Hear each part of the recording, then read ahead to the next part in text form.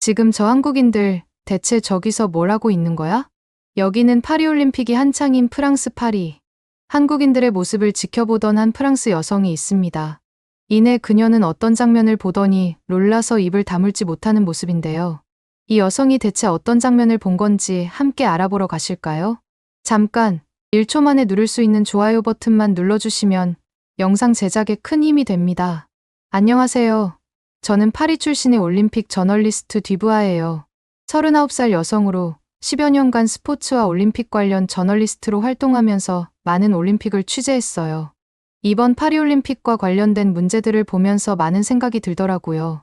제 전문적인 의견과 경험을 나누는 게 어떻게 보면 프랑스를 욕먹이는 일이 될 수 있지만 모두가 알아야겠다는 생각이 들어서 이렇게 글을 쓰게 됐습니다.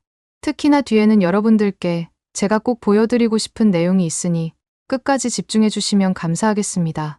먼저 파리올림픽 운영 문제부터 얘기해 볼게요. 제가 여태까지 취재한 어떤 올림픽과 비교해봐도 이번 대회 운영은 최악이라고 말할 수 있어요. 특히 선수촌 문제가 가장 심각하더라고요. 폭염 속에서 2024 파리올림픽이 열리고 있는데 친환경 올림픽을 표방한다면서 선수촌에 에어컨도 설치를 안 했잖아요. 올림픽 역사상 이렇게 선수들의 기본적인 편의를 무시한 경우는 처음 봤어요. 세계의 선수들이 에어컨 없는 숙소에서 지내야 하고 채식 위주 식단을 먹어야 하고 이동할 때는 셔틀버스나 자전거를 타야 하는 상황이니까요.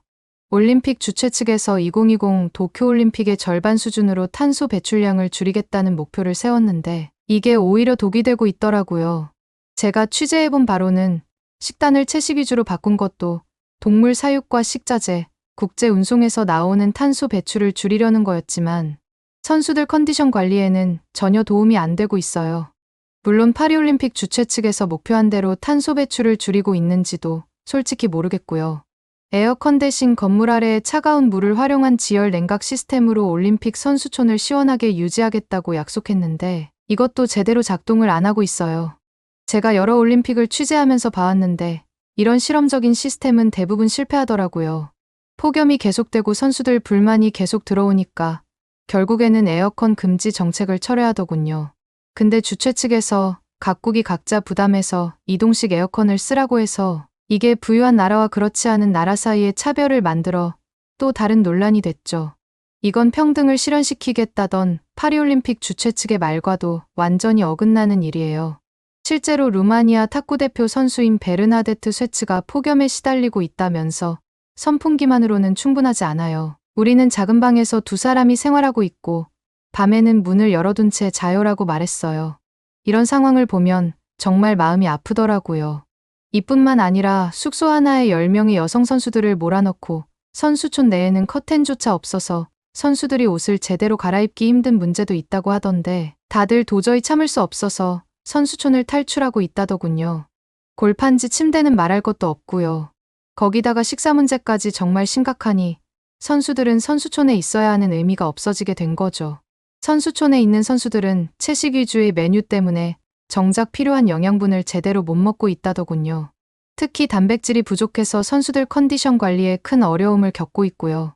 심지어 달걀마저 부족해서 선수들이 불편을 겪고 있다고 하더라고요. 제가 올림픽 취재하면서 선수촌 내에서 이렇게까지 기본적인 영양 공급이 안 되는 경우는 처음 봤어요. 이런 상황에 대비해서 일부 국가들은 자체적으로 대책을 마련하고 있더라고요. 미국 농구대표팀은 파리의 특급 호텔을 통째로 빌렸고 네덜란드나 한국 같은 경우는 자체적으로 음식을 가져와서 자국 선수들을 지원하고 있어요. 특히 한국의 경우가 정말 인상적이더라고요. 팀코리아 파리 플랫폼에서 매일 신선하고 영양가 높은 한식 도시락을 만들어 선수촌으로 보내고 있다는 거 아니겠어요? 고기 반찬에 밥까지 정말 푸짐해 보이더라고요. 심지어 15명의 조리사를 프랑스에 파견했다니 얼마나 세심하게 준비했는지 알 수 있었어요. 근데 문제는 이런 지원을 받지 못하는 나라의 선수들이에요. 이 선수들은 정말 힘든 상황에 처해 있더라고요. 사실 이건 올림픽의 기본 정신인 공정성을 해치는 일이라고 생각해요. 모든 선수가 동등한 조건에서 경쟁해야 하는데 이렇게 되면 국가 간 격차가 더 벌어질 수밖에 없잖아요. 사실 여기서 멈춘다면 이렇게 제가 글을 쓸 필요도 없었겠죠. 하지만 선수촌 문제뿐만 아니라 도난 문제도 심각해서 선수들 관광객들 할 거 없이 난리가 났다고 하더라고요. 올림픽을 진행한 지 일주일도 안 됐는데 벌써 5건의 도난 신고가 들어왔더군요. 문제인 건 피해 금액도 무시할 정도가 아니라는 점이에요. 아르헨티나 축구대표팀의 경기장 라커룸이 털렸고 호주 하키 대표팀 코치방에서 신용카드가 도난당했대요. 심지어 브라질 축구의 전설 코임브라 직후는 택시 안에서 8억 원이 넘는 피해를 봤다고 하더라고요. 이런 문제들 때문에 파리올림픽이 전 세계에서 최악의 올림픽이라는 소리를 듣고 있어요. 프랑스의 자존심이 구겨지는 것 같아서 저도 프랑스 국민으로서 정말 부끄럽고 안타까울 따름입니다. 그런데 이런 와중에 놀라운 일이 벌어지고 있어요. 바로 한국 선수들의 활약이에요. 예상과는 다르게 한국이 금메달을 많이 따고 있어서 전 세계를 놀라게 하고 있더라고요. 제가 여러 올림픽을 취재하면서 봐온 바로는 한국은 항상 강세를 보이는 종목들이 있어요. 특히 양궁과 펜싱에서 한국의 성과가 두드러지더군요. 한국 남자 양궁 대표팀이 단체전에서 올림픽 3연패를 달성했어요. 세트 스코어 5대1이라는 압도적인 점수 차로 프랑스를 이기고 금메달을 땄죠.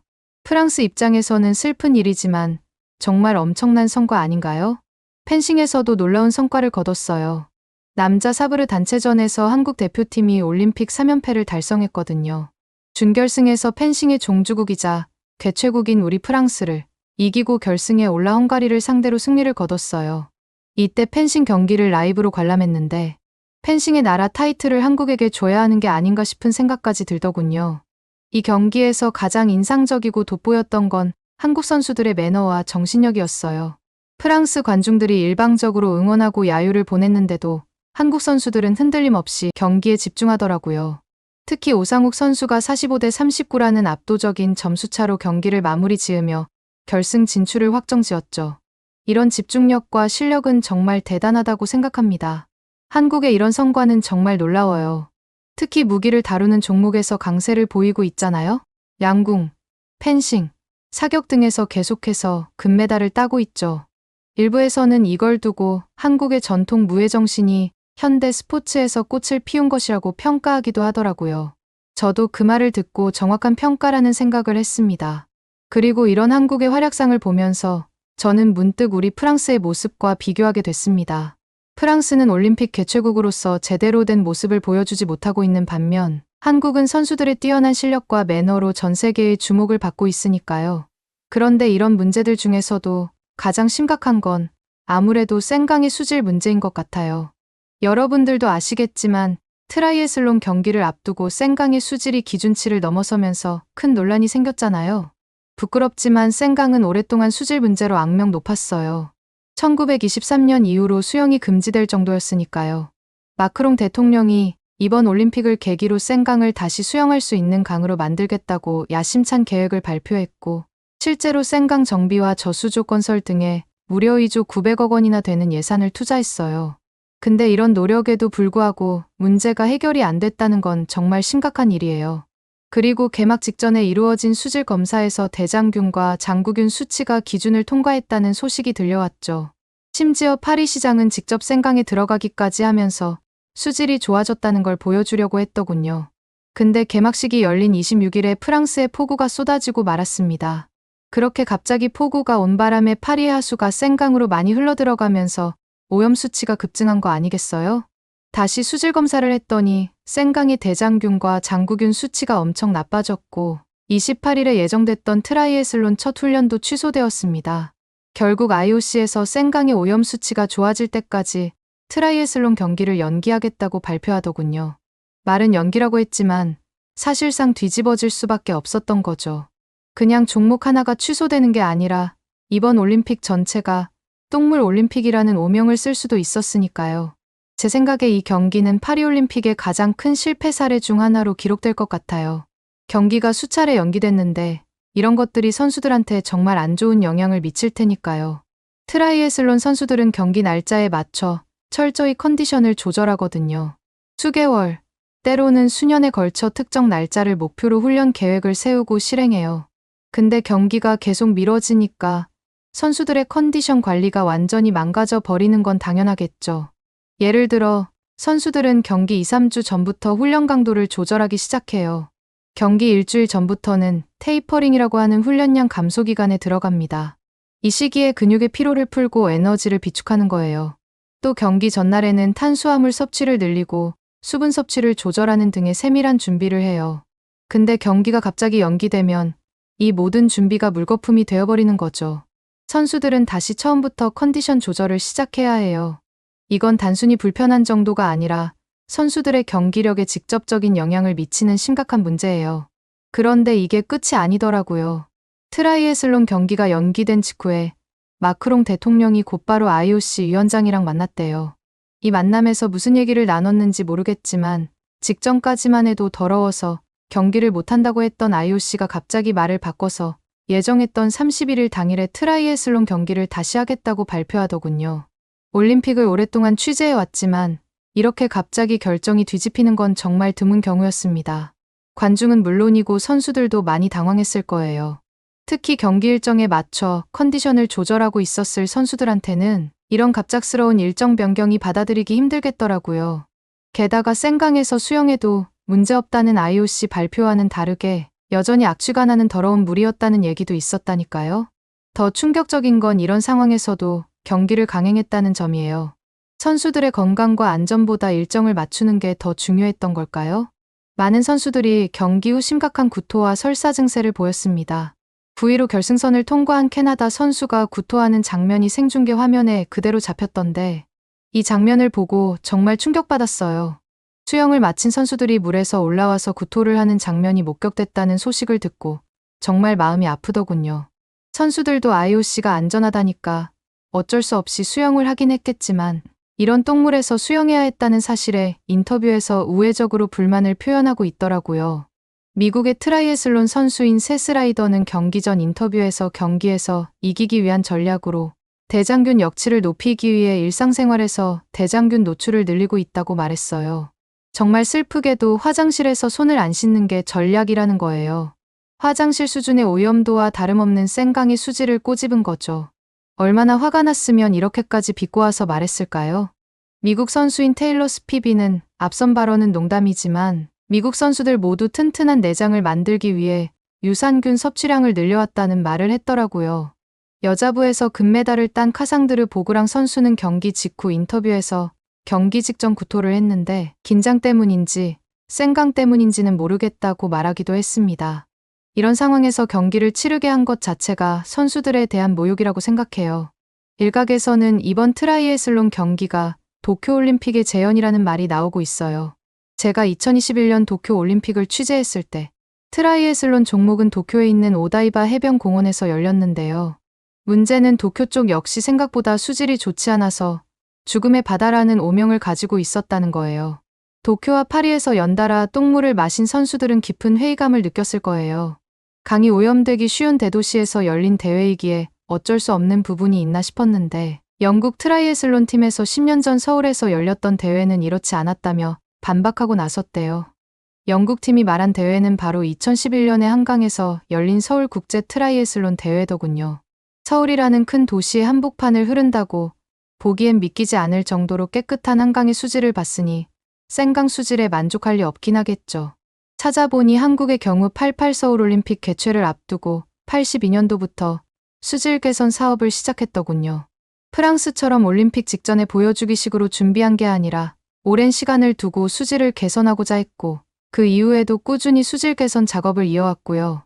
그렇게 끊임없는 노력 끝에 여러분도 잘 아시다시피 한강은 세계적인 랜드마크가 될 수 있었던 거죠. 이런 한국의 모습을 보면서 저는 문득 우리 프랑스의 모습과 비교하게 되더군요. 우리는 올림픽 개최국으로서 제대로 된 모습을 보여주지 못하고 있는 반면 한국은 선수들의 뛰어난 기량과 매너, 그리고 과거의 성공적인 올림픽 개최 경험으로 전 세계의 주목을 받고 있으니까요. 이런저런 취재를 하던 도중 저는 시간이 조금 남아서 최근에 엄청 유명해진 코리아 하우스를 방문해 보기로 했어요. 코리아 하우스는 파리 중심가에 위치해 있었는데 역대 올림픽 최대 규모로 3층 건물 전체를 빌렸다고 하더라고요. 제가 여러 올림픽을 취재하면서 본 국가별 홍보관 중에서도 가장 인상적이었어요. 코리아 하우스에 들어서자마자 눈을 사로잡는 건 한국의 전통과 현대가 조화롭게 어우러진 인테리어였어요. 곳곳에 한국의 전통 문양과 현대적인 디자인이 절묘하게 배치되어 있더라고요. 도착하자마자 들른 곳은 K-팝 체험존이었어요. BTS와 아이브의 노래가 나오고 있었는데 많은 외국인 방문객들이 춤을 따라 추며 즐거워하고 있더라고요. 너무 인기가 많아서 줄을 서서 기다려야 할 정도였어요. 줄이 너무 길어서 체험해보지 못하고 바로 비비고 시장으로 이동했습니다. 한국의 전통시장을 재현해 놓은 이곳에서는 떡볶이와 만두 등 한국의 길거리 음식을 맛볼 수 있었어요. 저도 호기심에 떡볶이를 먹어봤는데 어찌나 맛있었는지 지금도 먹고 싶다니까요. 이런 식문화 홍보는 정말 효과적인 것 같아요. 이런 노력 덕분인지 한국 이외의 다른 나라 선수들도 코리아 하우스를 많이 찾는다고 하더군요. 심지어 선수촌 구내식당의 식단이 좋지 않아 코리아 하우스까지 와서 밥을 먹고 간다는 소문도 들리고 있고요. 한 선수는 한국 음식은 영양가도 높고 맛도 좋은데 선수촌 식당에 이런 음식이 있다면 이렇게 밖으로 나오진 않았을 거라는 인터뷰도 했더군요. 이 말을 들으니 한국이 얼마나 선수들의 마음을 잘 헤아리고 있는지 새삼 느끼게 됐어요. 반면 프랑스는 문화의 나라로 알려져 있잖아요. 그런데 이번 올림픽에서 프랑스의 문화적 역량을 제대로 보여주지 못하고 있어요. 오히려 부실한 운영과 무례한 태도로 프랑스의 이미지를 실추시키고 있는 게 현실이죠. 코리아 하우스를 방문하니 자연스럽게 6년 전 제가 직접 취재했던 평창 동계올림픽이 떠오르면서 파리올림픽과 비교하게 되더라고요. 하계올림픽에 왜 동계올림픽을 비교하냐고요? 하계랑 동계랑 비교할 게 못 된다고 생각이 드실 수 있겠지만 올림픽 선수촌은 비교할 수밖에 없었답니다. 평창올림픽은 제가 여태까지 취재한 어떤 올림픽보다도 완벽하게 준비됐었어요. 올림픽 준비는 이렇게 하는 거라고 보여주겠다는 한국의 의지가 저절로 느껴지더라고요. 그런데 파리올림픽과 평창올림픽이 정말 대조적인 부분이 있어요. 바로 음식인데요. 그때 당시 평창올림픽에서는 음식 관련 불만이 단 한 건도 없었답니다. 제가 알기론 이건 올림픽 역사상 처음 있는 일이었어요. 그때 먹었던 한우 스테이크가 문득 그리워지네요. 탄소 배출을 줄인다는 핑계로 채식 중심의 식사만 제공하는 파리올림픽과는 정말 대조적이지 않나요? 이뿐만 아니라 평창올림픽 구내식당에 푹 빠져 있었던 제가 또 한 번 놀랐던 점이 있답니다. 바로 선수들을 위한 편의 시설이었죠. 선수들이 아플 때 방문할 수 있는 의료시설은 기본이고 선수들이 몸이 뻐근할 때 쓰라고 안마를 해주는 의자까지 마련했던데 정말 기겁했습니다. 게다가 선수들이 스트레스를 풀 수 있는 오락실도 있었고요. 솔직히 이때 여자 선수들이 평창올림픽 선수촌에 푹 빠질 수밖에 없었던 이유가 네일아트 서비스까지 있었답니다. 퀄리티도 샵에서 받은 거랑 똑같던데 저도 거기 앉아서 네일아트를 받고 싶은 걸 참느라 너무 힘들었던 게 기억이 나네요. 이런 경험들을 하다 보니 평창올림픽이 얼마나 세심하게 준비됐는지 저절로 체감되더군요. 선수들을 위한 배려가 곳곳에 숨어 있었으니까요. 이렇게 성공적이었던 평창올림픽을 생각하면 지금 파리에서 벌어지고 있는 상황들이 더욱 안타깝게 느껴져요. 사실 파리올림픽은 프랑스에서도 정말 기대를 갖고 개최하는 올림픽인데 정작 수많은 사람들은 평창올림픽을 떠올리고 있잖아요. 7월 30일에 허미미 선수가 여자 유도 57kg급 결승에서 지도 관련 편파 판정으로 인해 억울하게 금메달을 놓친 사건과 8월 1일에 열린 배드민턴 남자 복식 8강전에서 승리한 덴마크 선수들이 한국 대표팀에게 조롱을 했을 때 그 누구도 제지하지 않은 사건들, 역시 파리올림픽 조직위원회가 한국을 견제하기 위한 행동이 아닐까 싶은 생각도 듭니다. 이런 모습들을 보면 평창올림픽이 정말 놀라울 따름인데 이뿐만 아니라 최근 한국에 공개된 영상이 너무나 충격적이더라고요. 이 영상에 대해 좀 더 자세히 말씀드리기 위해 제 이야기는 이만 줄이겠습니다. 최근 한국에 공개된 영상은 우리의 마음을 울리는 충격적인 현실을 보여줍니다. 빗물이 스며들어 썩어가는 집안, 깊게 갈라진 벽과 곳곳에 피어난 검은 곰팡이, 간신히 테이프로 붙여놓은 낡은 벽지, 언제 무너질지 모를 것 같은 나무 천장, 사람이 살 거라곤 생각할 수 없는 이 황폐한 공간에서 수십 년을 견뎌온 한 사람이 있습니다.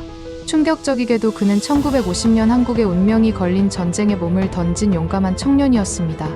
6.25 전쟁 정전 이후 노인이 되어버린 그의 삶은 끝없는 고난의 연속이었습니다. 93세가 된 지금도 그는 청소일을 하며 생존을 위해 몸부림치고 있는데요. 심지어 심근경색의 고통 속에서도 그가 쉴 수 있는 안식처는 그 어디에도 보이지 않습니다. 전쟁이라는 위대한 헌신에 대한 대가는 처참했고 수십 년이 지난 지금까지 끔찍한 극도의 가난이 그를 끝없이 갉아매고 있었던 것입니다. 그러나 정전 이후 71년의 긴 어둠 끝에 드디어 한 줄기 희망의 빛이 찾아옵니다. 참전용사의 가슴 아픈 사연을 접한 한국인들의 마음이 하나로 모여 그에게 망설임 없이 손을 내민 것입니다. 그의 소원은 단순했습니다. 그저 사랑하는 아내와 함께 평범한 삶을 살아가는 것. 하지만 이 열악한 공간은 매년 다가오는 여름과 겨울을 지옥으로 만들었고, 이제는 빗물까지 스며들어 모든 것을 썩게 만들고 있습니다. 하지만 이 한국인들이 소원을 들어주겠다며 그의 집안 곳곳을 개선하겠다는 결정을 했고, 이곳은 그의 마지막 남은 시간 동안 조금이나마 인간답고 평범한 삶을 누릴 수 있게 탈바꿈될 예정인데요. 이런 기적을 만들어낸 한국인들은 누굴까요? 미라클 코리안. 한국으로부터 1만 킬로미터나 떨어진 에티오피아에서는 이들을 이렇게 부르는데요. 이 한국인들은 바로 인프레쉬라는 기업에 소속된 한국인들입니다. 그들은 에티오피아에서 시력을 잃어가는 참전용사들을 위해 현지 병원에서 대규모 수술 지원을 하였고, 이외에 필리핀, 태국 등지에서도 한국 전쟁의 위대한 노고에 대해 은혜를 보답하고 있습니다. 그들은 똑같은 처지의 다른 참전용사들을 위해서도 화장실 개선, 전자제품 등을 아낌없이 지원하며, 이를 통해 참전용사들의 피와 땀, 청춘 위에 서 있는 지금의 세대가 그들을 잊지 않았다는 메시지를 전하고 있는데요. 더욱 놀라운 점은 인프레쉬라는 기업이 소규모로 적자 속에서 운영되고 있음에도 불구하고 대쪽 같은 모습으로 이런 후원을 이어오며 여전히 전 세계 참전용사 지원을 목표로 하고 있다는 점입니다. 이런 감동적인 소식에 여러 한국인들이 후원 방법을 문의해왔고, 인프레쉬는 특별한 후원 굿즈를 출시했는데요. 영원히 펄럭이는 태극기를 담은 볼캡과 티셔츠는 참전용사분들의 헌신과 노고를 잊지 않겠다는 다짐을 보여주고 있습니다. 일상에서도 편하게 착용할 수 있는 이 상품의 수익금 일부는 참전용사분들께 후원되며, 참여한 모든 한국인들의 성함으로 참전용사분들께 후원된다고 합니다. 오상길, 박성훈, 김영식, 강선영 등 평범한 한국인들이 모여 기적을 만들고 있고, 이 기적의 중심에는 인프레쉬가 있습니다. 여러분의 따뜻한 응원이 이 기업의 앞날에 큰 도움이 될 거라 생각합니다. 상품의 구매처는 고정 댓글에 남겨두겠습니다. 모두가 이 의미 있는 움직임에 동참하기를 간곡히 부탁드립니다. 감사합니다. 오늘의 사연은 어떠셨나요? 오늘의 사연이 마음에 드셨다면 좋아요만 한번 눌러주세요. 1초밖에 안 걸리지만 좋아요를 한번 눌러주시면 더 좋은 사연을 소개해드리는데 큰 힘이 된답니다. 긴 영상 시청해주셔서 감사합니다. 오늘도 행복한 하루 보내세요.